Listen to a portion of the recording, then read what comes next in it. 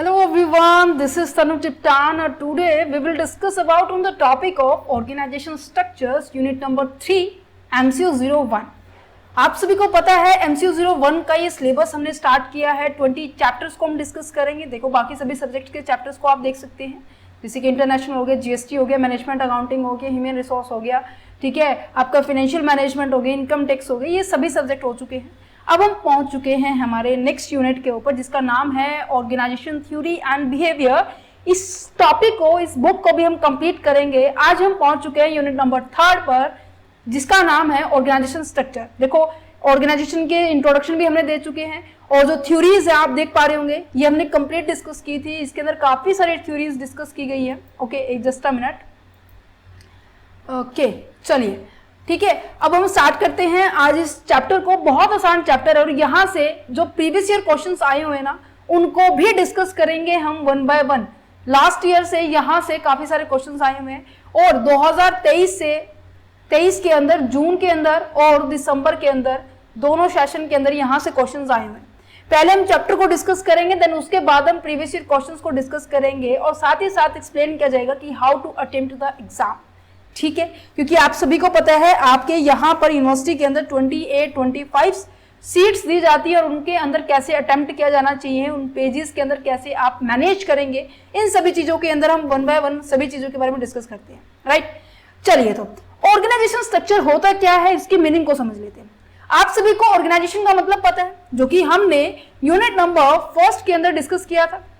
क्या सभी को पता है कि ऑर्गेनाइजेशन एक्चुअल में होता क्या है? राइट, तो चलो नहीं पता तो फिर भी हम थोड़ा सा एक्सप्लेन कर देते हैं क्योंकि काफी सारे स्टूडेंट्स होंगे जो नए आए होंगे। It's okay.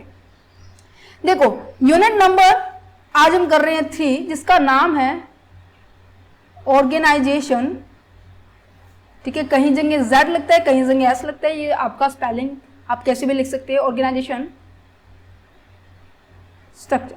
देखो ऑर्गेनाइजेशन क्या होता है? ग्रुप ऑफ पीपल होता है, ग्रुप ऑफ पीपल होता है जो कि किसी एक मेन ऑब्जेक्टिव को अचीव करने के लिए सारे के सारे व्यक्ति उसी की ओर काम करते हैं, जिसके बेसिस पे हमने काफी सारी थ्योरीज भी पढ़ी थी, जैसे कि मैक्स वेबर ने आपकी ब्यूरोक्रेटिक थ्योरी दी थी, राइट, और आपके एफडब्ल्यू टेलर जी ने साइंटिफिक थ्योरी दी थी, scientific management theory. Henri Fayol ji ने कौन सी थ्योरी दी थी? एडमिनिस्ट्रेटिव थ्योरी दी थी, राइट। ह्यूमन रिलेशन की थ्योरी एल्टन मायो जी ने दी थी और आपके बिहेवियर रिलेशन की थ्योरी आपके अब्राहम मैस्लो जी ने दी थी। सिस्टम थ्योरी भी दी थी, आपकी मॉडर्न अप्रोच के अंदर आती है सिस्टम। उसके बाद आ जाता है कंटीजेंसी थ्योरी। ये सारे की सारी थ्योरी में इसलिए बता रहे हैं क्योंकि आज इस चैप्टर में भी ये यूज होने वाली है। ये सारे की सारी थ्योरी हमने बहुत इन डेप्थ में विद एग्जांपल्स और एक स्टोरी के साथ हमने इस चीज को याद किया था। राइट, अब ऑर्गेनाइजेशन का मतलब मैंने क्या बताया कि जब भी कभी व्यक्ति ग्रुप में आते हैं और ग्रुप में आने का मेन मोटिव क्या होता है सभी का, कि एक ही गोल होता है और उस गोल को अचीव करने के लिए सारे के सारे एम्प्लॉई इसी के लिए काम करते हैं, उसे हम कहेंगे ऑर्गेनाइजेशन। और इस एम को अचीव करने के लिए हमें काफी सारी एक्टिविटीज परफॉर्म करनी पड़ती है, काफी सारा वर्क करना पड़ता है ना। अच्छा, स्ट्रक्चर का मतलब क्या होता है? ढांचा बोल सकते हैं, या मैं ऐसे कह सकती हूँ इसको नेटवर्क बोल सकते हैं, या मैं ऐसा कह सकती हूँ कि एक ब्लूप्रिंट होता है। ठीक है, एक ब्लूप्रिंट होता है, या मैं ऐसे कह सकती हूँ मैप हो सकता है, या मैं ऐसे कह सकती हूँ फ्रेमवर्क होता है। अब देखो कहाँ अलग अलग जगह पर इनका नाम अलग अलग यूज किया जाएगा, बट आपको यहाँ पे पता लग जाना चाहिए कि स्ट्रक्चर का मतलब क्या होता है, कि ओवरऑल व्यू ऑर्गेनाइजेशन का, कि ऑर्गेनाइजेशन दिख कैसे रही है। जैसे कि एग्जाम्पल के तौर पर हमारे एग्जाम्पल में मैंने स्कूल का एग्जाम्पल लिया था क्योंकि स्कूल से सभी बच्चे पास आउट हुए, तो उनके अंदर पता है सभी को कि जैसे कि प्रिंसिपल होती है। ठीक है, मान लीजिए यहाँ पे मैं प्रिंसिपल बना रही हूँ। ठीक है, इसके नीचे जो मेन हेड डिपार्टमेंट है वो क्या है? एक तो वाइस प्रिंसिपल है। ठीक है जी, दूसरा आपके पास कौन है? आपके पास है आपके डायरेक्टर हैं, आपके पास स्टाफ के अंदर जो हेड होते हैं वो पर्सन है, पियोन का हेड है। ठीक है, अच्छा इसके नीचे भी, अब ये देखो ये व्यक्ति काम कर रहे हैं ये, ठीक है, इसके नीचे 4 व्यक्ति काम कर रहे हैं। ठीक है, अब इसके नीचे भी मान लीजिए 3 व्यक्ति काम कर रहे हैं, समझा रही हूं क्योंकि ये सभी चीजें आपकी आगे यूज होने वाली। मान लीजिए इसके नीचे 2 व्यक्ति काम कर रहे हैं, इसके नीचे भी 3 व्यक्ति काम कर रहे हैं, 3 नहीं 4 कहेंगे हम, कि कॉमर्स डिपार्टमेंट को संभालने वाले डिपार्टमेंट अलग है, आर्ट को संभालने वाला अलग है, मेडिकल अलग है, नॉन मेडिकल अलग है, ठीक है। अब इनके नीचे भी काम करते होंगे बच्चे, ऑब्वियस है, जैसे जैसे सब्जेक्ट है वैसे वैसे टीचर्स भी अपॉइंट हुए होंगे, है ना। अच्छा, पियन के अंदर भी आपके काफी सारे पर्सन है यहाँ पे। अब आपको नजर आ रहा है ये एक स्ट्रक्चर बन गया कि यहाँ पर मेन हेड है, उसके नीचे 4 व्यक्ति काम करते हैं, 1 2 3 4, फिर इनके नीचे कोई व्यक्ति काम करते हैं, इनके नीचे कोई व्यक्ति काम करते हैं, इनके नीचे कोई व्यक्ति काम करते हैं, इनके नीचे, फिर इनके नीचे कोई कर रहे हैं। मींस की एक स्ट्रक्चर बना रहे हैं, एक ढांचा बना रहे हैं, जिसके थ्रू अगर मेरे को मैं आपकी मेरी जैसे मेरी कंपनी का मैं आपको प्रोस्पेक्टस दूं, मान लीजिए मैं स्कूल में काम करती हूँ, मैं कॉमर्स डिपार्टमेंट की हेड हूँ, ठीक है, तो मुझे पता है कि मेरी रोल क्या रहने वाले हैं। क्यों पता है? मुझे ये भी पता है अगर कोई दिक्कत आ जाती है तो मुझे किसके पास जाना है, मुझे स्टाफ हेड के पास जाना है, राइट। मेरी कोई भी प्रॉब्लम है उसका सॉल्यूशन किसके पास है, स्टाफ हेड के पास है, राइट। अच्छा, मुझे ड्यूटी किसने दी होगी, ऑब्वियस ही बात है मेरे स्टाफ हेड ने दी होगी। मेरे को रिस्पॉन्सिबिलिटी जिसे हम कहेंगे वो किसने दी होगी, मेरे स्टाफ हेड ने दी होगी। मेरे को अथॉरिटी किसने दी होगी, मेरे स्टाफ हेड ने दी होगी, क्योंकि रिस्पॉन्सिबिलिटी और ड्यूटी हमेशा साथ साथ चलती है, हमने लास्ट लेक्चर में डिस्कस किया था, है ना। क्योंकि काम को पूरा करने के लिए हमारे पास पावर तो होनी चाहिए ना।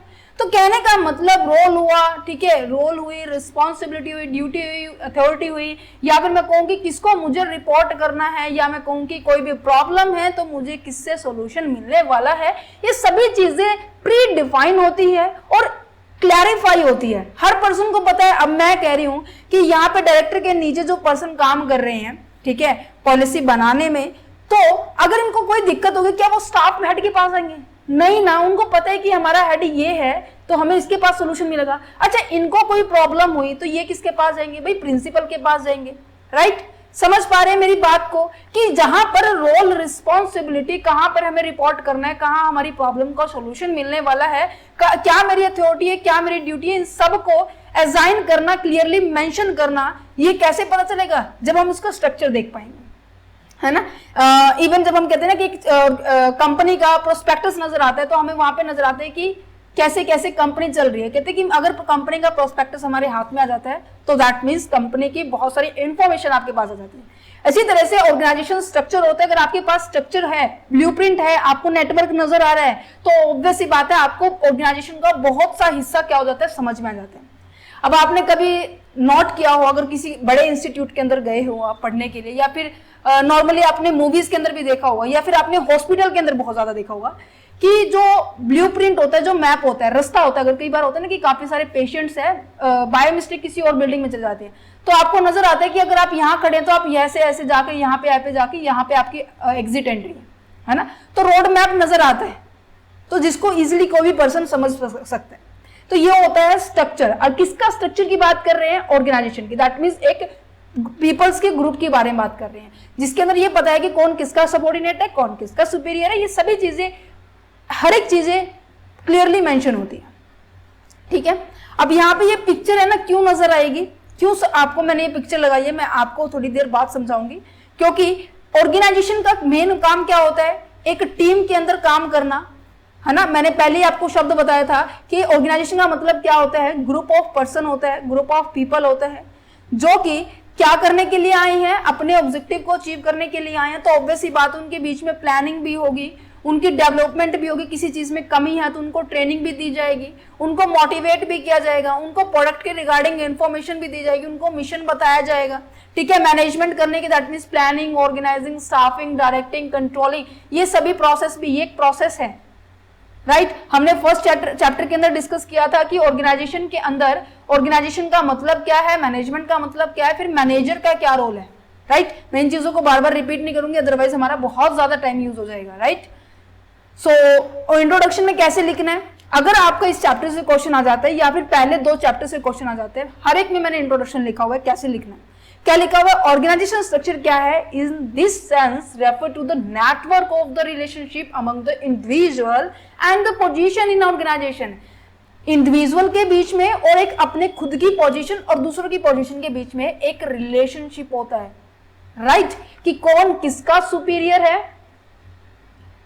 और कौन किसका सबऑर्डिनेट है। ये सबको अब देखो मुझे इस चार्ट से पता चल रहा है कि प्रिंसिपल सबकी सबसे बड़ी सुपीरियर है, ठीक है। देन उसके बाद ये सुपीरियर आते हैं किसके, एम्प्लॉइज के। अब मेरा जो सुपीरियर कौन है, ये स्टाफ हेड है, जैसे कि मिस्टर एक्स है यहाँ पे, ठीक है। ये मिस्टर एक्स मेरा सुपीरियर है और मैं इसके सबऑर्डिनेट हूं। मान लीजिए मेरे नीचे भी, अब देखो बिजनेस की टीचर अलग होंगी, इकोनॉमिक्स की टीचर अलग होंगी, अकाउंट्स की टीचर होंगी, उनकी मैं सुपीरियर हूं। तो यहाँ पर हर एक इंडिविजुअल की पोजीशन की हर एक चीजों को एक्सप्लेन किया जाता है, एक नेटवर्क की तरह आपको नजर आ रहा है, ऐसे जाल नजर आ रहा है बिछा हुआ। दैट्स इट, सिंपल है, बिल्कुल सिंपल है बच्चे। मैं कह रही हूँ कि इससे आसान चैप्टर हो नहीं सकता। कहते कि organisation show how the different part of the company and organization connected and how they work together। ये कहते हैं कि ये दिखाता है, ये शो करता है कि कैसे कंपनी के डिफरेंट जो पार्ट है। अब देखो मैंने कितने पार्ट बना दिए यहाँ पे एक डिपार्टमेंट है, यहाँ पे दूसरा डिपार्टमेंट है, थर्ड एंड फोर्थ, देन उसके बाद और डिपार्टमेंट। तो यहाँ पर अलग अलग डिपार्टमेंट के, अलग अलग ऑर्गेनाइजेशन के रिलेशन को बता रहे, कैसे एक दूसरे से कनेक्टेड है इनको बता रहे हैं, और कैसे एक दूसरे के साथ मिलकर काम कर रहे हैं वो बता रहे हैं। तो कहने का मतलब ओवरऑल व्यू दिखा रहे हैं। जो मैंने अभी आपको एग्जाम्पल दी, ये एग्जाम्पल यही है। प्रिंसिपल है, इसके डिफरेंट डिपार्टमेंट्स है, तो सबको पता है कि कहाँ पेपर वर्क है सबमिट करवाना है, कहाँ पे हमारी प्रॉब्लम सॉर्ट आउट होगी, क्या रिस्पॉन्सिबिलिटी, क्या रोल है। That's it. तो इसलिए कहते हैं कि जो पूरा का पूरा स्ट्रक्चर होता है ना, वो कैसा शेप ले लेता है, पैरामिड की तरह, कुछ इस तरीके का होता है। सबसे ऊपर तो ऑब्वियस ही बात है एक ही पर्सन होगा, फिर नीचे से फैलता चला जाता है ना, ये ऐसे पैरामिड बन जाते हैं, ठीक है। अगर मैं मीनिंग के बारे में बात करूं तो मीनिंग क्या आ जाएगा, यहाँ पे ब्लूप्रिंट लिख के, तो ऑब्वियसली बात है सिंपल, मैंने आपको पहले देखो यहाँ पे सारे शब्द लिख दिए हैं कि नेटवर्क बोल दे, ब्लूप्रिंट बोल दिया जाए, मैप बोल दिया जाए, फ्रेमवर्क बोल दिया जाए, सबका मतलब स्ट्रक्चर ही होता है, सबका मतलब शो करना ही होता है कि कैसी ऑर्गेनाइजेशन दिख रही है बच्चे। ओके, अच्छा, how the different part of the company और organisation are connected and how they work together, it's explain who is the change of what and who make the decision, how the information flow. समझ पा रहे? ऐसे अगर flow होगा, ऐसे मुझे पता है कि ऑर्गेनाइजेशन के इस स्कूल के अंदर जो भी डिसीजन लेने वाले हैं वो कौन लेगा, वो जो भी डिसीजन लेने वाली है वो कौन लेने वाली है, वो प्रिंसिपल लेने वाली है। मुझे दिख रहा है सबसे टॉप में मेरे पास यही है, तो मुझे पता है कि सारे डिसीजन कौन लेगा। अच्छा, हमारे डिसीजन कौन लेगा, स्टाफ हेड लेगा, इनके डिसीजन कौन लेगा, ये लेंगे। तो यहाँ पर हर चीज क्लेरिफाई हो जाती है कि कौन क्या करेगा, कैसे करेगा, कौन चेंज लेके आएगा, कैसे हमारे कम्युनिकेशन का फ्लो हो रहा है। अब आपको यहाँ पे दिखाई दे रहा है एक फॉर्मल फ्लो हो रहा है कि अगर पहले आपको दिक्कत है तो आप अपने हेड को बोलो, स्टाफ हेड को बोलो, ठीक है। स्टाफ हेड को अगर उस प्रॉब्लम को शॉर्ट आउट कर देता है ओके, अदरवाइज आपकी प्रॉब्लम ऊपर जाएगी। तो एक फॉर्मल स्ट्रक्चर नजर आ रहा है कि ये बताता है कि आपकी कम्युनिकेशन कैसी हो रही है, क्या हो रही है, आपकी कम्युनिकेशन का फ्लो कैसे है, कि आप एक दूसरे से बातचीत कैसे कर पा रहे हैं। अगर आपको इनको आपस में बात करनी है तो ये इजिली कर सकते हैं। समझ पा रहे हैं बच्चे? तो इसको इजिली आप पढ़ सकते हैं, नीचे यही बातें लिखी हुई है। देखो ये जो चार्ट मैंने आपको समझा दिया कुछ इस तरीके से, ये हेड है, ये ए पोजीशन होगी, बी पोजीशन होगी, ए के नीचे 2 व्यक्ति काम करते हैं, 2 व्यक्ति काम करते हैं, बी के नीचे 3 व्यक्ति काम करते हैं, तो A1 B1 B2। इस स्ट्रक्चर को ना आप एग्जाम के अंदर शो करके आएंगे, जिससे कि एग्जामिनर को ये लगेगा कि हाँ आपको हर चीज क्लियर है, ठीक है। अच्छा, ऑर्गेनाइजेशन स्ट्रक्चर के फ्रेमवर्क को डिजाइन करने का मेन मोटिव क्या होता है कि आप अपने वर्क की जितनी भी एक्टिविटी, जो भी आपको काम करना है, जितनी भी एक्टिविटी आप परफॉर्म करने वाले हो, वो क्लियरली एक्सप्लेन की जा सकती है, क्लियरली आप उनको बता सकते हो कि हाँ आपका ये काम है तो आपका ये काम है, राइट। आप गोल को फिक्स कर पा रहे हैं, आप अपनी डेडलाइंस फिक्स कर पा रहे हैं कि किसको क्या काम करना है, कितनी बाउंड्री के अंदर काम कर सकते हैं। इसकी लिमिटेशंस भी बताता है कि आप इस दायरे में रहकर अपना काम परफॉर्म कर सकते हैं। इवन स्टैंडर्ड भी फिक्स किया जाता है, जैसे कंपनीज के अंदर होता है, जो वर्कर से काम जब लिया जाता है वो कहते हैं कि एक दिन में कम से कम 100 यूनिट्स तो क्या होना चाहिए, गुड्स तो प्रोड्यूस होनी चाहिए। तो यहाँ पे स्टैंडर्ड भी सेट किया जाता है, ठीक है, और इवन कंट्रोल भी किया जाता है। अब यहाँ पे देखो रिपोर्टिंग सिस्टम का मतलब क्या है कि अपने अपने काम की ना रिपोर्ट सबको अपने ऊपर देनी पड़ती है। अब यहाँ पर कॉमर्स डिपार्टमेंट का मैं एग्जांपल इसलिए ले रही हूँ क्योंकि आप सभी कॉमर्स बैकग्राउंड से, मुझे भी कॉमर्स की बहुत ज्यादा नॉलेज है और मैंने इस तरीके से काम किया है, मैं इसलिए आपको एग्जांपल दे रही हूँ। अब आगे भी इन फ्यूचर में आप भी अपनी पोस्ट होल्ड करने वाले हैं, ठीक है, इवन स्कूल में करे या फिर कॉलेजेस में करे, ठीक है, इस तरीके से आपको पता लग जाएगा, है ना। अब मैंने कहा कि आपकी रिपोर्ट, जैसे कि यहाँ पर मेरे पास हर क्या होता है वीकली, हर सैटरडे क्या होता है मेरे पास सभी डिपार्टमेंट्स की, मीन्स की कॉमर्स डिपार्टमेंट के, बिजनेस के टीचर्स की, इकोनॉमिक्स के टीचर्स की, अकाउंट्स के टीचर्स की मेरे पास सबमिट होती है रिपोर्ट कि उन्होंने कितना सिलेबस कराया, क्या जो टेस्ट लेना था वो लिया है नहीं लिया है, अगर नहीं लिया तो रीजन क्या है, बच्चे कम आए या बारिश आई, क्या रीजन था, मुझे सब कुछ एक्सप्लेन करना होगा। अब इनको पता है कि आपकी रिपोर्ट, बिजनेस वाले टीचर को पता है कि मेरी रिपोर्ट ऊपर तनु मैम के पास जाने वाली है, इकोनॉमिक्स को भी पता है कि मेरी रिपोर्ट तनु मैम के पास जाने वाली है, अकाउंट्स को भी पता है कि मेरी रिपोर्ट तनु मैम के पास जाने वाली है। तो सबको अपनी रिपोर्ट के बारे में पता है क्योंकि सबको एक स्टैंडर्ड टाइम दिया हुआ है, स्टैंडर्ड वर्क दिया हुआ है कि इतने, मैंने कहा कि हर फ्राइडे को क्या होना चाहिए, टेस्ट होना चाहिए, ठीक है, हर सैटरडे को मंडे को क्या होना चाहिए, एक एक्टिविटी या फिर प्रेजेंटेशन होनी चाहिए, बीच में आप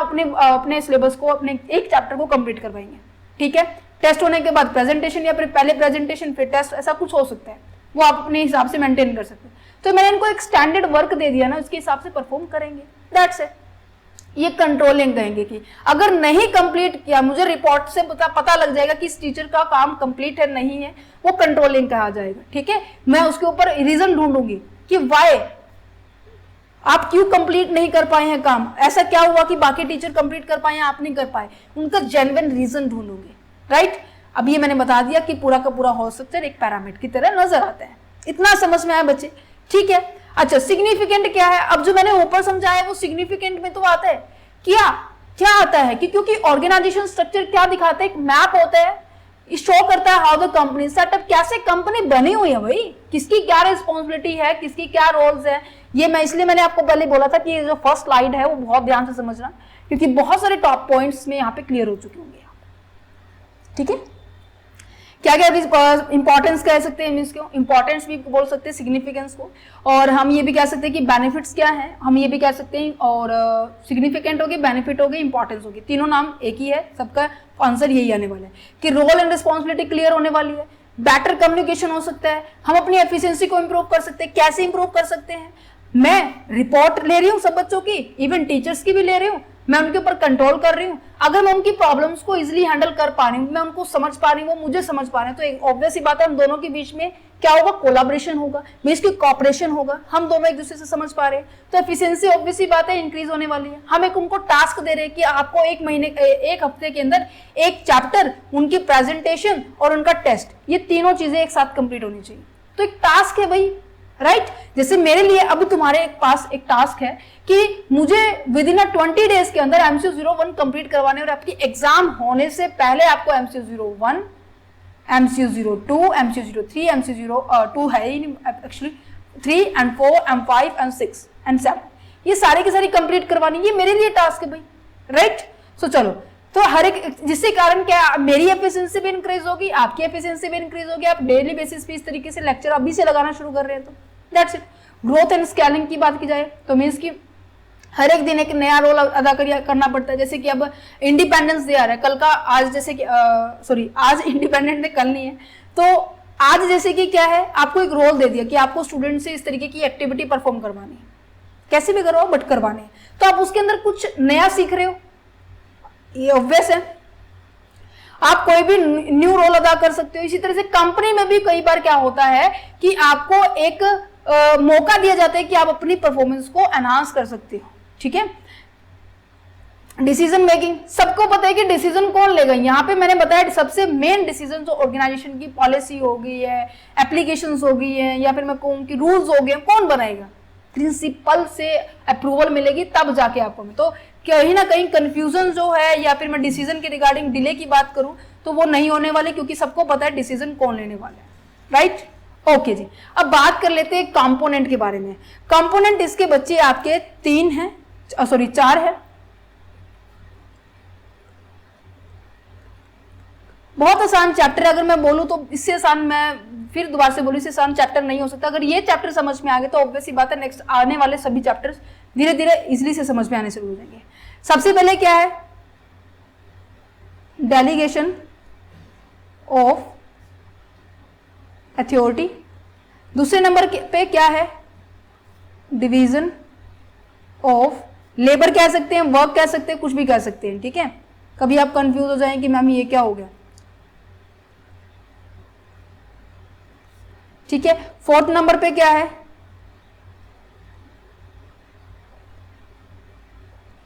डिपार्टमेंटाइजेशंस। एंड नेक्स्ट पॉइंट क्या है, स्पैन ऑफ कंट्रोल। अब यहां पर सबसे पहले मैं इस पॉइंट को समझाना चाहूंगी क्योंकि इसके बेसिस पे हम ये पॉइंट समझेंगे और इसके बेसिस पे ये पॉइंट समझेंगे। कैसे? डिवीजन ऑफ वर्क का मतलब क्या है? जैसे कि अगर मैं कहूं आपको, आप जो भी बच्चे देख रहे हो, आप सभी को मैं आपका एग्जांपल ले रही हूं, ठीक है? जो भी बच्चा देख रहा है, मैं यहाँ पे मिस्टर एक्स लेके चल रही हूं, ठीक है? मैंने क्या करवाना था आपसे, मैं घर का एग्जाम्पल लूंगी क्योंकि घर का एग्जाम्पल बेस्ट रहने वाला है यहाँ पे। मैंने कहा कि जैसे कि आपकी मम्मी ने आपको कहा, जैसे कि नॉर्मली 3 भाई बहन है, ठीक है? केवल आपको सेलेक्ट किया और कहा मिस्टर एक्स इधर आ, आज मेरे साथ घर का काम करवा, सारा काम मेरे साथ करना है। अच्छा, तो आप हुए और आपकी मम्मी जी हुई, ठीक है? एक तो 2 जने काम करें, तो मैंने कहा कि आपको काम करने में कम से कम 3 से 4 घंटे लग गए हैं। घर की सफाई होगी, खाना बनाना होगा, इवन ओवरऑल काम। तो आप सुबह 8 बजे लगे थे, आप दोपहर के 12 बजे आपने अपना पूरा काम फिनिश कर दिया, ठीक है? काम था ये, तो ऑब्वियस सी बात है आधा आधा किया आप लोगों ने। अच्छा, उसके बाद मैं एक दूसरा केस लेके चल रही हूं। दूसरा केस क्या है कि मैंने कहा कि एक से एक में ज्यादा टाइम लग रहा है, तो मैंने आपकी मम्मी को सजेशन दिया कि आप अपने तीनों बच्चों को क्या करें, काम में लगवाएं। तो आपने क्या किया, आपकी मम्मी ने बुलाया मिस्टर एक्स तू भी आ जा, मिस्टर एक्स वाई भी आ जा, एंड मिस्टर जेड आ जा, भाई तीनों बच्चे आ जाओ और मेरे साथ मिलकर ये काम पूरा करवाओ। तो अब काम करने वाले व्यक्ति कितने हैं? 4 हो गए। अब इस काम को 4 पार्ट्स में डिवाइड करेंगे, तो ऑब्वियस सी बात है पहले 4 घंटे लग रहे थे, अब 1 घंटे के अंदर या फिर मैं कहूं कि 1.5 घंटे के अंदर आप क्या कर सकते हैं, अपने काम को फिनिश कर सकते हैं। अच्छा, सबको काम कैसे दिया? सबको काम उनके इंटरेस्ट के बेस पे दिया, उनकी स्पेशलाइजेशन के बेस पे दिया। इसी तरह से कंपनी के अंदर भी होता है बच्चे कि जो भी पूरा काम होता है, देखो कंपनी में मैंने कहा कि एक कार मैन्युफैक्चरिंग कंपनी है, तो कार मैन्युफैक्चरिंग कंपनी के अंदर जरूरी तो नहीं है कि अगर एक व्यक्ति उस पूरी कार को बनाएगा तो काफी बहुत ज्यादा टाइम लग जाएगा, है ना? वो थक भी जाएगा, वो थोड़ा सा कहते हैं ना कि ये तो काम कर करके उब गया है ना, थक गया इस काम को करके। तो इस ऐसी सिचुएशन ना आए तो हमने कंपनी ने क्या किया हुआ था, पूरे काम को क्या कर दिया, छोटे छोटे पार्ट्स में क्या कर दो, डिवाइड कर दो। डिवाइड कैसे करना है, उनकी स्पेशलाइजेशन के बेस पे करना है। आपने कभी नोट किया होगा कि जो आईटीआई के अंदर होता है उनके अंदर ना हर एक फील्ड में आप स्पेशलाइजेशन ले सकते हैं। किसी को क्या करना है, वेल्डिंग का काम करना है, किसी को स्क्रू टाइट करना है, ठीक है, कोई अलग डिपार्टमेंट से काम करता है, या फिर आपको किसी को कटिंग करनी है, किसी को हैमरिंग का काम आता है, या किसी को लोडिंग का काम आता है। तो हर एक वर्क को स्पेसिफिक टास्क दिया गया उनके स्पेशलाइजेशन के बेस पे, जिसका बेनिफिट पता है क्या है, डिवीजन ऑफ लेबर, जो कि एडम स्मिथ जी ने एम्फसाइज किया गया था, ठीक है, हमने इसको प्रिंसिपल में भी डिस्कस किया था। इनकी मेन मोटिव पता है क्या होता है डिवीजन लेबर करने का? सबसे पहली बात तो उनकी जो परफॉर्मेंस होती है ना उस पर्टिकुलर वर्क के अंदर, वो क्या हो जाती है, एनहांस हो जाती है। अगर वो लगातार एक ही काम को करता रहा, मैंने कहा कि एक व्यक्ति को काम दिया गया स्क्रू को टाइट करना, अब उसको पता है कि वो लगातार उस पर्सन उसको ऊपर टाइट कर रहा है। स्टार्टिंग में जब हमने उसको कोचिंग दी, ट्रेनिंग दी, तो थोड़ा सा कॉस्ट ज्यादा ही होगी। उसके बाद हमने किसी और चीज के स्क्रू को टाइट करने का काम दिया, तो उसके बाद हमारी ट्रेनिंग का कॉस्ट क्या आएगा, कम आएगा। पहले ज्यादा आ सकता है बट बाद में क्या होगा, कम होगा। उसकी प्रोडक्टिविटी क्या होगी, एनहांस होगी, उसका वो ट्रेन इजीली हो जाएगा। वो उसको ज्यादा दिमाग लगाने की जरूरत नहीं होगी। अगर आपको एक बार कंप्यूटर चलाना आ गया तो ऑब्वियस सी बात है आप जल्दी से उसको एक्सेस करना सीख जाएंगे। इसी तरह से कार के अंदर होता है, ठीक है, समझ पा रहे हो? जैसे कहते हैं ना कि एक और एग्जाम्पल दूं आपको, अगर मैं कहूँ अगर आपको कार चलानी आ गई है, ठीक है, आप बस भी चला सकते हैं, पर वही बात है थोड़ा सा एस्टिमेशन थोड़ा सा आपको ज्यादा करना, थोड़ी बहुत ट्रेनिंग की जरूरत पड़ेगी, है ना? तो लेबर ऑफ वर्क का डिवीजन ऑफ लेबर का मतलब क्या है कि आपने काम के हिसाब से, स्पेशलाइजेशन के हिसाब से लोगों को काम बांट दिया है। अच्छा, नेक्स्ट जाता है डेलीगेशन ऑफ द अथॉरिटी। ये कल भी हमने किया था, परसों भी हम दोनों लेक्चर्स के अंदर हमने किया था कि अथॉरिटी एंड रिस्पॉन्सिबिलिटी का मतलब क्या होता है, ये हमने यहाँ किया था। अथॉरिटी एंड रिस्पॉन्सिबिलिटी का मतलब क्या होता है कि अगर आपको कोई काम सौंपा गया है ना, तो काम सौंपने के साथ साथ आपको पावर भी देनी होनी चाहिए कि आप उस काम को करने के लिए आपके पास प्रॉपर पावर हो, ठीक है। तो अथॉरिटी का मतलब होता है बच्चे पावर, कि आपके पास पावर है या नहीं है। रिस्पॉन्सिबिलिटी का मतलब है जो भी आपको ऑब्लिगेशंस दी गई है, जो भी आपको ड्यूटी परफॉर्म करने के लिए दी गई है। जैसे मैं कहती हूँ कि जैसे मम्मी ने आपको काम करने के लिए कहा है, तो आपकी ये ड्यूटी है, काम करने के साथ साथ आपको पावर भी दी होनी चाहिए कि हाँ आप इस सामान को ऐसे छेड़ सकते हैं, आप इसको छेड़ सकते हैं, आप उधर से उधर कर सकते हैं, ये पावर ही तो है। ठीक है। बट अगर कंपनी लेवल की बात की जाए तो पावर उससे ज्यादा हो सकती है। अब जैसे ही मैंने उसको ड्यूटी दी, ठीक है, उसको पावर दी, तो क्या आप उसको ड्यूटी और पावर देंगे? नहीं ना, उससे आंसर भी तो लेंगे ना कि हाँ बताओ भाई कितना काम किया, आंसर भी तो लेंगे ना। अकाउंटेबिलिटी कहते हैं इसको। मींस की सारा काम ड्यूटी भी दे दी, पावर भी दे दी, उसके बाद ये पूछेंगे कि हाँ जी कितना काम किया ये तो बता दो जी, तो सबॉर्डिनेट अपने मैनेजर को ही बताएगा। तो ये होता है डेलीगेशन ऑफ अथॉरिटी। डेलीगेशन का मतलब होता है कि नीचे की ओर देना, ठीक है, मतलब बांटना। समझ पा रहे हैं? अच्छा जी, आप इसको पढ़ सकते हैं, जो कि मैं आपको ऑलरेडी पहले भी डिस्कस कर चुकी, इसलिए मैं इसको एक्सप्लेन नहीं कर रही। जो चीज नहीं डिस्कस की वो मैं आपको इन डेप्थ में आपको एक्सप्लेन करके दिखा रही हूँ, ठीक है। डिपार्टमेंटलाइजेशन का मतलब क्या होता है? डिपार्टमेंटलाइजेशन का मतलब होता है डिपार्टमेंट के स्पेशलाइजेशन के बेस पे। देखो हर एक, मैंने अभी आपको एग्जांपल दिया, यही एग्जांपल लेके चलूंगी पूरी बुक के अंदर, ठीक है, पहले बता रही हूँ, ठीक है। अब हर एक डिपार्टमेंट है। अब यहाँ पे देखो, यहाँ से स्टडी स्टार्ट हो रही है। ये डिपार्टमेंट मेडिकल साइड का है, ठीक है। एक सेकेंड, पेन का कलर चेंज कर देते हैं। ये डिपार्टमेंट मेडिकल साइड का है, ये नॉन मेडिकल का है, ये आर्ट का है, ये कॉमर्स का है। सभी डिपार्टमेंट में सभी की स्पेशलाइजेशन के बेस पे टीचर को हायर करेंगे। ये ऐसा है कि फिजिक्स की जगह बिजनेस वाले को, और बिजनेस की जगह हम जियोग्राफी वाले को, एंड इकोनॉमिक्स की जगह हम अपॉइंट कर देंगे मैथ वाले को। ऐसा होगा? नहीं। अब देखो मेरे अंडर क्या है, एक डिपार्टमेंट आता है कॉमर्स डिपार्टमेंट, तो ये मेरी रिस्पॉन्सिबिलिटी है कि कॉमर्स डिपार्टमेंट के अंदर सभी की सभी रिस्पॉन्सिबिलिटी को हैंडल करो उनके स्पेशलाइजेशन के बेसिस पे। अगर कोई टीचर मुझे ये कह रही है कि मैम मुझे बिजनेस नहीं, मुझे इकोनॉमिक्स पढ़ाना आता है, मैं इजीली पढ़ा सकती हूँ, तो ये मेरी रिस्पॉन्सिबिलिटी है, उसको डिपार्टमेंट का ही काम दो। समझ पा रहे? देखो क्या लिखा हुआ है कि डिवाइड एन ऑर्गेनाइजेशन, पूरी ऑर्गेनाइजेशन को डिवाइड किया गया है इनटू द डिफरेंट डिपार्टमेंट, अलग अलग डिपार्टमेंट में, विच परफॉर्म द टास्क, जो टास्क को परफॉर्म करेंगी, कैसे? According to the departmental specialities, जो भी डिपार्टमेंट के अंदर स्पेशलिटीज है। The structures allows and the organization to effective manage and coordinate its various functional. अब यहाँ पे देखो कुछ नहीं है, वही बात है जैसे कंपनी के अंदर आ जाइए। अब देखो स्कूल का समझ में आ गया, कंपनी के अंदर भी होता है परचेज, प्रोडक्शन डिपार्टमेंट होता है, परचेज डिपार्टमेंट होता है, फाइनेंस डिपार्टमेंट होता है, मार्केटिंग डिपार्टमेंट होता है। इन सभी डिपार्टमेंट्स के अंदर ये बस फोकस किसके ऊपर करेगा कि हमें कैसे प्रोडक्शन को करना चाहिए, ठीक है। परचेज डिपार्टमेंट ये देखेगा कितनी कम वैल्यू में अपने रॉ मटेरियल्स को मैं क्या करूं, परचेज करूं। फाइनेंस डिपार्टमेंट ये देखेगा कि कहां से कि लो रेट ऑफ इंटरेस्ट पे मैं कैसे फाइनेंस को अरेंज करने वाला हूं। मार्केटिंग डिपार्टमेंट फोकस करेगा केवल और केवल सेल पे। इनकी स्पेशलाइजेशन इनमें तो इन्हीं का काम करेगा ना, जो कहीं ना कहीं आपके आगे हम जब टाइप पढ़ेंगे ना फंक्शनल डिपार्टमेंट, वो सेम एज इट इज है। मींस की फंक्शन के बेसिस पे हमने क्या कर दिया, डिपार्टमेंट को बाइफरगेट कर दिया है। क्लियर है? समझ में आ गई? जिसकी स्पेशलाइजेशन के ऊपर आपने फोकस किया है, जिसके कारण अपने काम के रिगार्डिंग, अपने फोकस के रिगार्डिंग उनको हर तरह की रोल रिस्पॉन्सिबिलिटी पता होगी। और अगर मैं उनको वही काम दूं जिनके अंदर उसकी एफिशिएंसी है, तो ऑब्वियस ही बात है उनकी एफिशिएंसी और ज्यादा इंक्रीज होगी, है ना। वो अच्छे कोऑर्डिनेशन से काम करेंगे। अब आपको पता है सबसे पहले ना सेल डिपार्टमेंट से स्टार्ट होता है।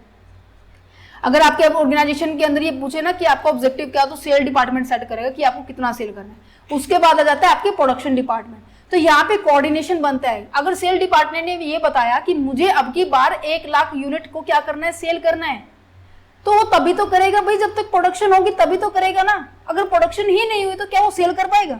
ऑब्वियस है नहीं कर पाएगा। अच्छा, प्रोडक्शन वाला किसके ऊपर डिपेंड करते हैं? प्रोडक्शन वाला परचेज डिपार्टमेंट के ऊपर करते हैं। ठीक है, प्रोडक्शन कर देगा, पर प्रोडक्शन कैसे करेगा जब तक उसके पास रॉ मटेरियल ही नहीं होगा।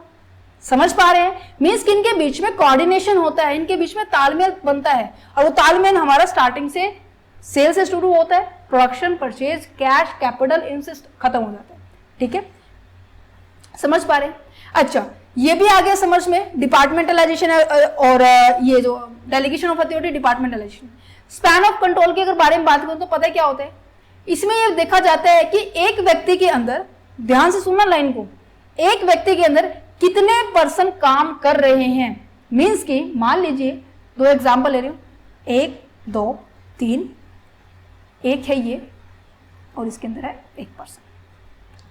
अब मैंने यहां पे देखा, एक सेकेंड, मैंने यहां पे देखा ये मिस्टर एक्स इसके अंडर कितने व्यक्तियों को ये कंट्रोल कर पा रहा है। ये 1, ये 2, ये 3 और ये 4। और मैं वाई को देखूं, ये कहते हैं कि मेरे कंट्रोल में तो एक ही व्यक्ति है। तो यही होता है span of control. That means कि किसी पर्सन के अंडर कितने व्यक्तियों को वो कंट्रोल कर पा रहा है, उसे कहेंगे स्पैन ऑफ कंट्रोल। अगर सिंपल ये है तो इसे हम क्या कहेंगे, इसे हम क्या कहेंगे, वाइड है। इसे मैं कहूं तो ये नैरो है, नजर आ रहा है। अगर ये दो व्यक्ति को भी कहता हूं तो इसे नैरो कहेंगे। तो स्पैन ऑफ कंट्रोल का मतलब क्या है, the number of the individual a manager can effectively supervise. कैसे एक मैनेजर अपने नीचे काम करने वाले व्यक्तियों को सुपरवाइज कर पाता है। ओके, अब वाइड स्पैन ऑफ कंट्रोल का मतलब क्या होगा।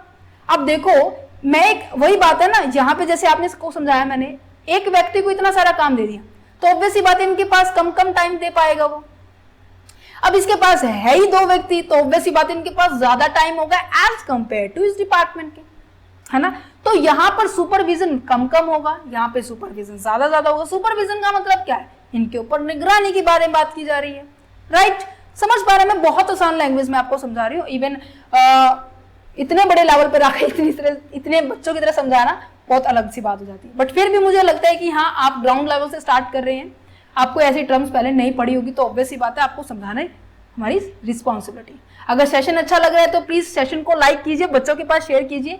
और क्योंकि इस तरीके के वीडियोस, पीडीएफ कंटेंट आपको प्रोवाइड किए जा रहे हैं। अगर कोई एडिशन से इंफॉर्मेशन आपको प्रोवाइड करनी है तो कमेंट सेक्शन सभी बच्चों के लिए ओपन है, तो आप कमेंट का हमें कर सकते हैं आपके सजेशन के लिए। ओके, हम उन पे ऊपर जरूर उनको जरूर फॉलो करेंगे। ओके, तो देखो यहाँ नीचे क्या लिखा हुआ है, wide span of the control is the result of the fever level of the supervision. आप उनके ऊपर सुपरविजन काम कर देंगे।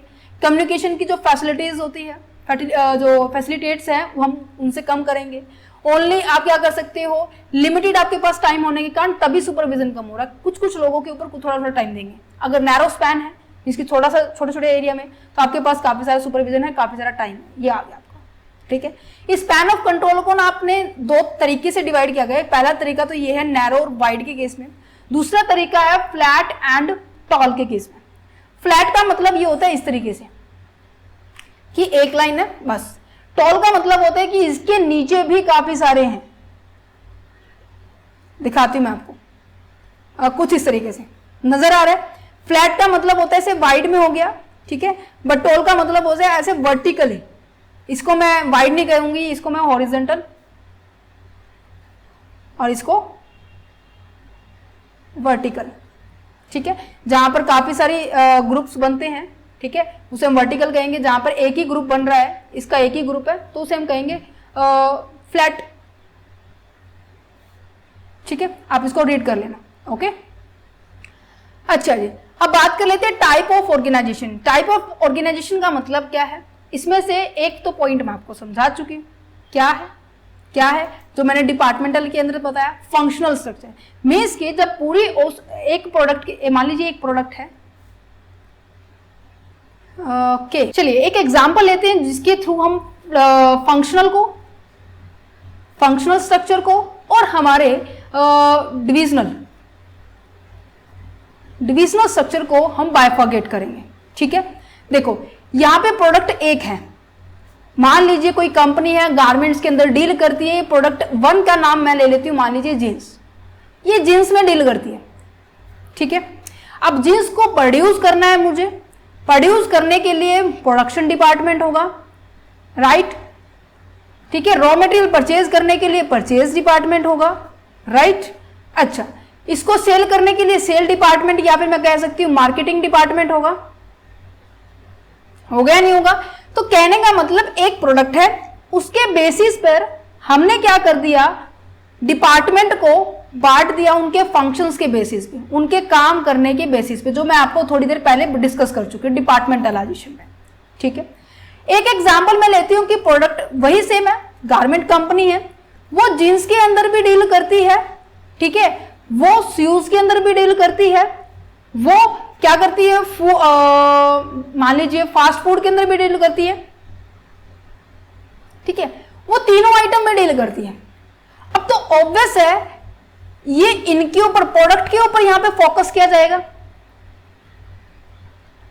क्योंकि रीजन बताऊंगी, क्योंकि जींस की मार्केट क्या होगी बेटे, अलग होगी, शूज की मार्केट क्या होगी, अलग होगी। फास्ट फूड की मार्केट क्या होगी?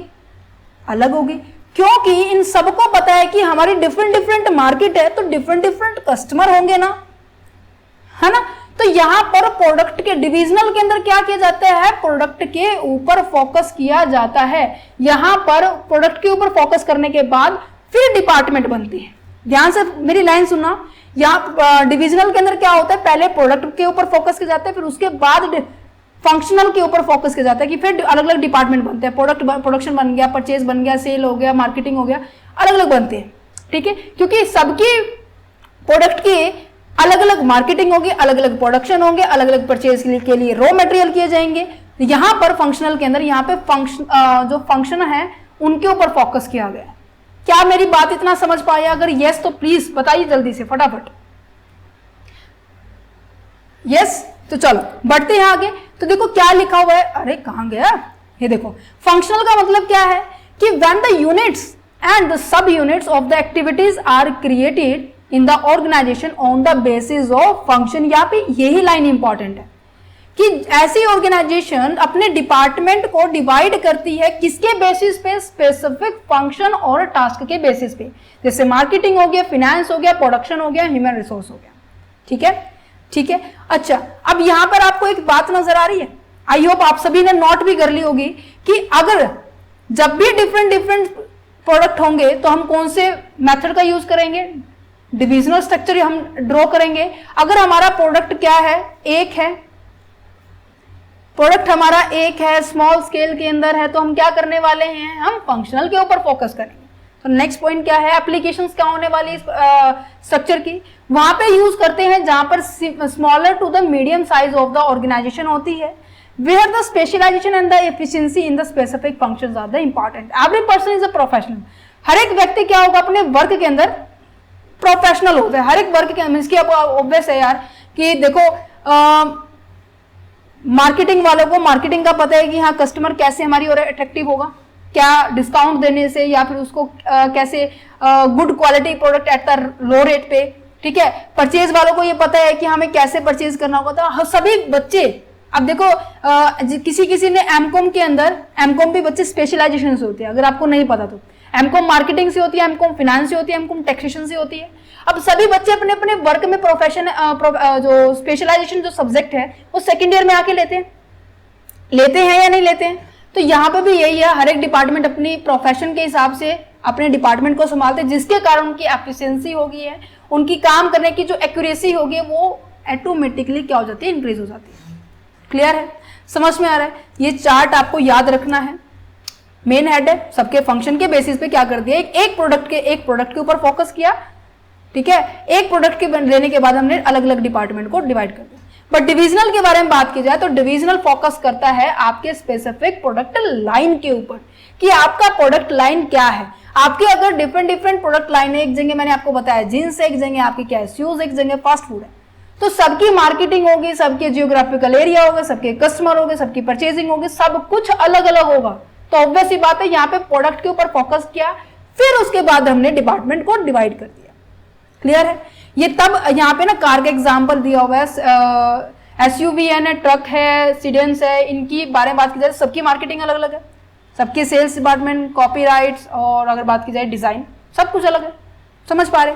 इनके बीच में डिफरेंस बहुत आता है, एग्जाम के अंदर आप इसको पढ़ सकते हैं। थर्ड आपके पास आ जाता है एडेप्टिव स्ट्रक्चर। नाम से क्लियर हो रहा है एडेप्टिव। एडेप्टिव का मतलब क्या होता है? According to environment. According to environment आप अपने ऑर्गेनाइजेशन में वही स्ट्रक्चर को अप्लाई कर पा रहे हैं बच्चे। जो ऊपर नजर आ रहा है ना लिखा हुआ इतने मोटे मोटे अक्षरों में येलो कलर से हाईलाइट किया हुआ, एडेप्टिव का मतलब होता है कि जैसे आपका प्रोजेक्ट है बच्चे, जैसे आपका इन्वायरमेंट है, वैसे ही क्या कर लो, अपने स्ट्रक्चर को डिजाइन कर लो। That's it. अच्छा, एडेप्टिव को समझने से पहले ना आपको ये दो प्रोजेक्ट समझने होंगे। कौन कौन से? मैट्रिक्स और प्रोजेक्ट बेस्ड स्ट्रक्चर। मैट्रिक्स का मतलब क्या होता है? प्रोजेक्ट का मतलब क्या होता है? प्रोजेक्ट स्ट्रक्चर का मतलब होता है जो किसी स्पेसिफिक प्रोजेक्ट के बेसिस पे क्रिएट होता है। फॉर एग्जाम्पल, आपने कभी टोल प्लाजा देखा है, हाईवे फ्लाईओवर बनते हुए देखा है, अंडरपास बनते हुए देखा है, तो वो एक प्रोजेक्ट होता है। उस पर्टिकुलर प्रोजेक्ट शुरू करने से और एंड तक एक स्ट्रक्चर ड्रॉ किया जाता है और उसको टेम्परेरी पीरियड के लिए उस काम को कंप्लीट करना है। टेम्परेरी कॉन्ट्रैक्ट होता है सबसे पहली बात तो, है ना, टेम्परेरी कॉन्ट्रैक्ट होता है, उसके अंदर जो वर्कर्स होंगे वो भी टेम्परेरी होंगे, उसके अंदर जो स्ट्रक्चर होगा वो भी टेम्परेरी होगा, क्योंकि जैसे प्रोजेक्ट फिनिश हो गया स्ट्रक्चर डिसॉल्व हो जाएगा। समझ पा रहे? तो प्रोजेक्ट स्ट्रक्चर का मतलब क्या है? Project structure organize the work around the specific project. जो भी आपका स्पेसिफिक प्रोजेक्ट है उनके बेसिस पे आप क्या करने वाले हैं, आप अपने वर्क को डिजाइन करेंगे, अपने स्ट्रक्चर को डिजाइन करेंगे। वही बात, बस इसमें जो मेन बात ये टेम्परेरी टर्म है, प्रोजेक्ट मैनेजर होता है, फोकस किया जाता है आपके प्रोजेक्ट को, गोल को अचीव करने में। क्यों? क्योंकि एक लिमिटेड टाइम होता है, टाइमलाइन होती है, और इस टाइमलाइन के अकॉर्डिंग, उस बजट के अकॉर्डिंग आपको अचीव करना होता है। अगर नहीं किया तो ऑब्वियस सी बात है आपका जो स्ट्रक्चर है वो काम अच्छे से नहीं कर रहा, वो जो ऑर्गेनाइजेशन का जो स्ट्रक्चर है वो इफेक्टिव नहीं है। मैट्रिक्स का मतलब होता है जहां पर आपके फंक्शनल, जो हमने पढ़ा, जो कि फंक्शन के ऊपर फोकस करता है, प्रोजेक्ट स्ट्रक्चर जो कि आपके प्रोजेक्ट के ऊपर फोकस करता है, एक टेम्परेरी टाइम के लिए होता है। अगर मैं इन दोनों को कंबाइन कर दूं, उसे बोलेंगे matrix, means combination of the both the structure, functional and the project. Clear है? समझ पा रहे हैं? ओके जी। ये ड्यूअल रिपोर्टिंग होते हैं, क्रॉस सेक्शनल टीम होती है, डायनामिक एलोकेशन, ये बहुत छोटे छोटे पॉइंट्स है, आप इसको रीड कर सकते हैं। तो आप इसको पढ़ सकते हैं, अब इसके बीच में क्या लिखा हुआ है, क्योंकि इन्हीं की फीचर मैंने ऊपर लिखी हुई था। दैट्स द रीजन मैंने एक आदत, पहले हम इसको समझते हैं, फिर इसको समझेंगे, देन उसके बाद ये करेंगे। क्लियर है? देखिए अभी तक आप यहां तक बने हुए हैं, तो हमने क्या क्या कर लिया, हमने मीनिंग ऑफ ऑर्गेनाइजेशन स्ट्रक्चर कर लिया, कंपोनेंट कर लिए, सिग्निफिकेंस कर लिए, टाइप हमने डिस्कस कर लिए। डिजाइन का मतलब क्या होता है? ढांचा, बच्चे चार्ट, इसी को तो बोलते हैं। हम यहाँ पे ये भी कह सकते हैं कि ये डिजाइन क्या है, मेरे पास एक और वर्ड आ गया, चार्ट, कि आपके ऑर्गेनाइजेशन का चार्ट क्या है, कैसे आपने अपने ऑर्गेनाइजेशन को ना डिजाइन कर रखा है। ठीक है?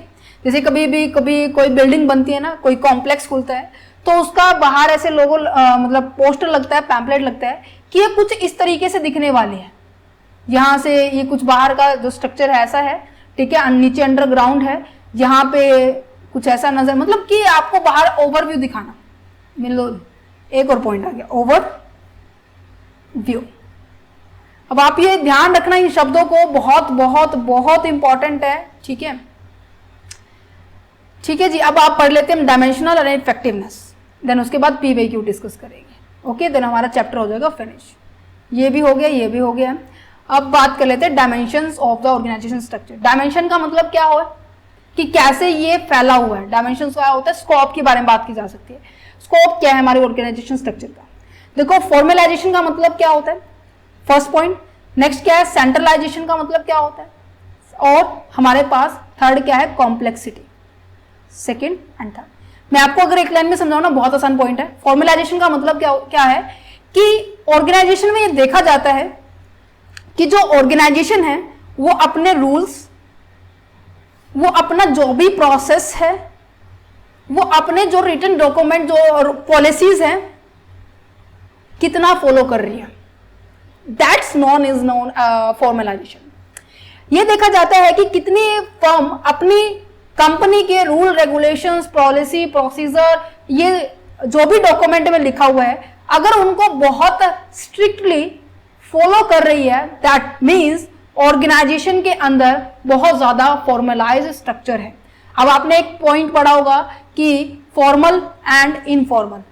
फॉर्मल का मतलब क्या है? जब हम क्या करते हैं, पूरे रूल रेगुलेशन को फॉलो करते हैं, राइट, रूल रेगुलेशन प्रोसीजर को फॉलो करते हैं। अगर मैं बात करूं इनफॉर्मल के बारे में, इनफॉर्मल का मतलब होता है जब हम क्या करते हैं, इनफॉर्मल के अंदर स्ट्रिक्टली रूल्स को फॉलो नहीं करते, यहां पर एक पर्सनल रिलेशनशिप क्रिएट हो जाता है। ये हमने चैप्टर नंबर 1 के अंदर डिस्कस किया था, formal and informal organization structure. यहां पर स्टार्टिंग में भी आपको नजर आया होगा। क्लियर है? समझ में आ रहा है? तो देखो अभी यहां देखो क्या लिखा हुआ, how much an organization use the rules, procedure and written document to control the employee behaviour. Employee की ऑब्वियस सी बात है, रूल रेगुलेशंस पॉलिसी किसके लिए बनाई है? एम्प्लॉय के लिए तो बनाई है, और किसी के लिए थोड़ी ना बनाई है। अच्छा, अगर आप उसको स्ट्रिक्टली फॉलो करते तो ऑब्वियस सी बात है, आप कैसे स्ट्रक्चर है, आप कैसा आपका स्कोप है, फॉर्मल स्कोप है। जैसे स्कूल के अंदर है कि आपका ड्रेस कोड क्या होना चाहिए। अब आपको ही पता है हर स्कूल के अंदर एक ड्रेस कोड हो चुका है, स्कूल स्टूडेंट के साथ साथ एज वेल एज टीचर का। इवन उनके टाइमिंग, इवन उनकी लीव, कैसे लीव लेनी है, कैसे आप बातचीत करेंगे बच्चों के साथ, अगर काम नहीं करके आ रहे तो बच्चे के साथ कैसे डीलिंग करेंगे, each and everything is prescribe in document, right. Okay, इसके बेनिफिट भी पढ़ लेते हैं। बेनिफिट क्या होगा? सबसे पहला जो मेरे दिमाग में आ रहा है, जो कंफ्यूजन है, जो कॉन्फ्लिक्ट है, वो दूर होते हैं, क्योंकि कोई भी ये नहीं कह सकता कि आपने तो बोला ही नहीं था। अगर ऐसा कुछ हो जाता है, वो आपको डॉक्यूमेंट दिखा के देखो ये लिखा हुआ है, आपने नीचे साइन किए हुए हैं, दैट्स इट। ये साइन आपको रिप्रेजेंट कर रहे हैं कि आपने ये बोला था, आप ये फॉलो करेंगे। ओके, आप कोऑर्डिनेशन को प्रमोट करते हैं, सबको पता है कि कैसे क्या करना है, कैसे हमारे रूल्स है, कैसे रेगुलेशंस हैं, ठीक है। और बहुत कम स्कोप होता है डिस्क्रिशंस का, दैट मीन्स बायसनेस नहीं होगी, सभी के लिए रूल सेम होने वाले हैं, ठीक है। डिस्क्रिमिनेशन भी हो सकता है, डिस्क्रिशंस भी हो सकता है, ठीक है। इन सभी को दूर करता है, ठीक है, बहुत कम स्कोप है। आपकी ऑपरेटिंग कॉस्ट क्या है? कम होगी, क्योंकि एक बार रूल रेगुलेशन बना दे, वो सबके लिए सेम रहने वाले, सबके पास सेम स्ट्रक्चर रहने वाला। कॉन्फ्लिक्ट हो गया, अधूरापन हो गया, अनक्लियर हो गए, ये नहीं होने वाले, रिड्यूस करते हैं, ठीक है। सेंट्रलाइज को समझने के लिए मैं आऊंगी यहां पर यूनिट नंबर 2 के अंदर, क्योंकि ये आपका आ जाता है पॉइंट नंबर 9। ये किसका पॉइंट है पता है? हेनरी फ्योल जी ने प्रिंसिपल दिया था, प्रिंसिपल है 9वां, ये वो प्रिंसिपल। अब आपको इस पिक्चर से देखो क्या नजर आ रहा है? इस पिक्चर को देख के ये नजर आ रहा है कि हाँ, कि एक जगह ऐसा है कि ये दो व्यक्ति ही क्या कर रहे हैं, सारे के सारे डिसीजन है, सारे के सारे पॉलिसी है, सारे के सारे रूल्स हैं, सभी तरह के जो भी काम करना है वो ये व्यक्ति के द्वारा पास आउट होगा। कहने का मतलब, जब पावर क्या होती है, कुछ व्यक्तियों के हाथ में होती है, पावर क्या होती है, लिमिटेड हैंड्स के अंदर होती है, लिमिटेड हैंड्स के अंदर होती है। अगर वो लिमिटेड हैंड्स के अंदर, उसे हम कहेंगे सेंट्रलाइज्ड। अगर पावर सभी मोस्ट ऑफ लोगों के पास, उसे बोलेंगे डिसेंट्रलाइज्ड। ये आपके ऑर्गेनाइजेशन के स्ट्रक्चर को रिप्रेजेंट करती है। अगर पावर क्या है, कम लोगों के पास है, तो आप डिसीजन जल्दी से ले पाएंगे, क्योंकि सबको पता है कि भाई इसने डिसीजन लेना है, तो ऑब्वियस सी बात है सभी अपनी रिपोर्ट यहाँ सबमिट करेंगे, अपने इन्वायरमेंट को सबमिट करेंगे, अपने सर्कमस्टांसेस को सबमिट करेंगे और अपनी सिचुएशन को रिप्रेजेंट कर देंगे, और उसके बेसिस पे ये दो ही व्यक्ति लेंगे। अब डिसेंट्रलाइज में ये नहीं पता कि भाई ये लेगा या फिर ये मैडम लेंगे, या सर लेंगे, या फिर ये मैडम लेंगे, कोई डिसीजन नहीं है। समझ पा रहे हैं? तो डिसेंट्रलाइजेशन और डिसेंट्रलाइजेशन, ये डिसीजन मेकिंग पावर किसके पास है? ऑर्गेनाइजेशन की। ओके, कॉम्प्लेक्सिटी की अगर बात की जाए तो कॉम्प्लेक्सिटी की बताता है कि भाई आपके ऑर्गेनाइजेशन में लेवल कितने हैं। लेवल समझते हैं? लेयर्स मींस कि अब देखो मेरे एग्जांपल के अंदर यहां पर कितने लेवल्स है, थोड़ा सा क्लियर कर दूं, आई होप थोड़ा सा ज्यादा कंजेस्टेड हो चुका है यहां पर, शायद मैं आपके लिए ये समझा पाऊं आसानी से, अगर मैं इसको थोड़ा सा क्लियर कर लेती हूँ। Oh my God, most of उड़ चुका है ना, चलो कोई बात नहीं। अब इसके नीचे ये व्यक्ति काम करते थे 4, इसके नीचे ये 3 है, इसके नीचे ये 4 पर्सन काम करते थे, ये पर्सन है, इनके नीचे ये। अब आपको लेयर 1, पेन चेंज करती हूं मैं फिर थोड़ा सा और समझ में, layer 1, layer 2, layer 3 and layer 4। यहाँ पे लेयर नजर आ रही है, मीन्स कि आपके ऑर्गेनाइजेशन के अंदर 4 लेयर है, टॉप है, फिर मिड है, फिर लोअर है, फिर इसके नीचे फोरमैन है जो काम करवा रहे हैं। तो ऑब्वियसली बात है, जितनी ज्यादा लेयर होंगी उतना ज्यादा कॉम्प्लेक्स ऑर्गेनाइजेशन होगा, उतना ज्यादा कठोर दिखने में लगेगा। जितनी कम लेयर होंगी उतना ज्यादा क्या होगा, सिंपल एंड सोबर नजर आएगा। कहते हैं ना कि एक पोस्टर पे कम लिखना चाहिए कि जिससे सिंपल एंड सोबर नजर आए। अगर आपने बिल्कुल ऐसे खिचमिच कर रखा है तो कॉम्प्लेक्सिटी नजर आती है। तो ये कहते हैं कि how many different layers of the management and the how many different type of the job exist in the within organization. एक ऑर्गेनाइजेशन में कितनी तरह की जॉब है, वैरायटीज कितनी है, समझ पा रहे हैं? जितनी ज्यादा वैरायटी होगी उतना ज्यादा कॉम्प्लेक्स होगा, उतनी ज्यादा हायरार्की होगी, उतने ज्यादा लेवल्स होंगे। और जितनी कम एग्जिस्टेंस में जॉब होने वाली, जितनी कम वैरायटी होगी तो वो क्या होने वाली है, उतनी सिंपल नजर आएगी। आपने कभी देखा मोस्ट ऑफ गारमेंट की शॉप के अंदर, गारमेंट की शॉप में गारमेंट्स तो सेल कर ही रही हैं, साथ ही साथ शूज की सेल भी होती है, ठीक है। साथ ही साथ जो नॉर्मल वियरिंग होती है जैसे कि वॉच हो गया है, ठीक है, बेल्ट हो गई है, सॉक्स हो गई है, इनको भी करा, मीन्स कि बहुत ज्यादा खिचमिच हो गई है ना। तो कॉम्प्लेक्सिटी आपको ज्यादा नहीं चलेगी। ऑर्गेनाइजेशन डिजाइन आपको मैंने बता दिया कि ओवरऑल जो चार्ट होता है वो नजर आता है। अब देखो इस चार्ट से समझ में आ रहा है कि ये इसके नीचे, ये इसके नीचे, ये ऐसे ऐसे काम कर रहे हैं। क्लियर है? आप इसको रीड कर लेना, बहुत सिंपल है।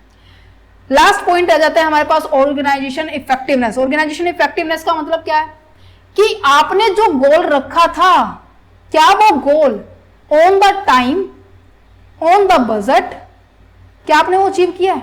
वो अचीव कैसे होगा भाई?